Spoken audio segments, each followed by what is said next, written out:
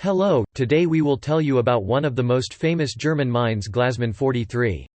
Such a small surprise was a problem not only for the bomb squad, but also for the medical staff. Such mines are still a great danger today. As is often the case, the reason for the appearance of this or that unusual ammunition was a shortage. In this case, one of the solutions to the shortage of mines was the production of an analogue of the Soviet wooden mine PMD-6. Then went concrete mines and finally glass. Glass, unlike metal, was not scarce, and the center of its production was Lower Saxony. Because it was not as heavily involved as other areas of the military industry. Structurally, the mine consisted of a conical glass case, a glass cover, a glass breaking disc, a metal membrane holding the fuse and the fuse itself. The mine had several types of fuses, including a glass one that had no metal parts at all except for the percussion cap. A standard TNT or melanite bomb weighing 232 grams was used as a bursting charge in the mine. But there were different options.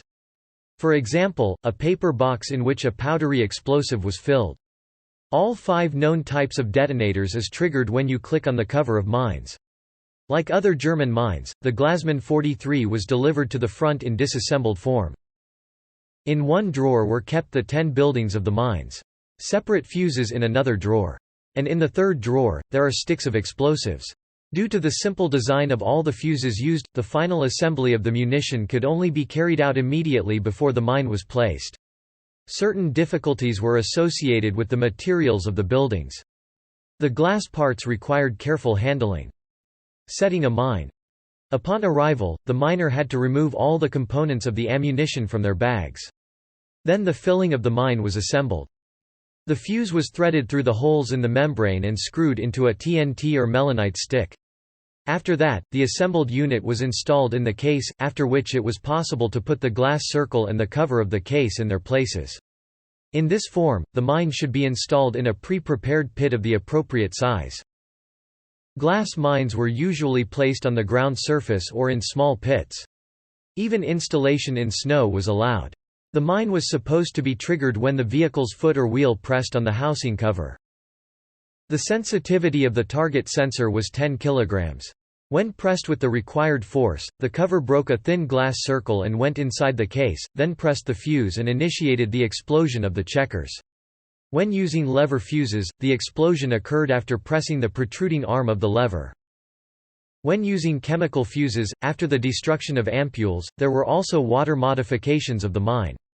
They differed from the basic version of the mine, with a stone or ceramic block, on which the glass case was installed. This mine was sealed. It should have been installed in shallow water.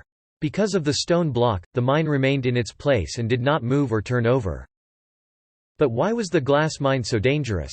In addition to the shock wave from the explosion of the saber, which in itself caused a lot of trouble to the fighter, a huge number of small glass fragments flew into it. They could also cause serious damage.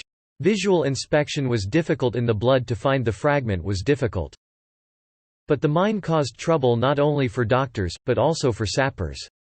Mines with a metal lever fuse could still be found. And finding a mine with a glass fuse using a mine detector was like a miracle. Many mines were sealed and retained their dangerous properties. Even after many years, some of them are dangerous. Interesting fact. In 2 years, 1944 and 1945, the Germans produced 11 million cases of mines. It was more than necessary. So at the end of the war, the Third Reich had just under 10 million left. Despite the cheap and simple production, the mine was not very convenient to operate.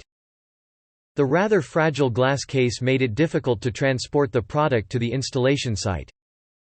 And the inability to fully assemble the product before going to mining increased the installation time of the mine barrier. Even after the war, the Germans found applications for mines.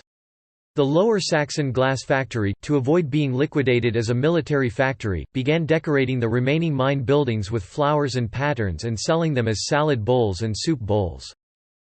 Even lids were used, in which they began to make a recess for a spoon, and a handle on top. In the conditions of post-war devastation and general scarcity, this tableware quickly gained popularity. In 1946 and 1947, it was necessary to resume production of hulls in a slightly modified form. Thank you for watching this video. If you like it, please like this video and subscribe to our channel. See you in new videos.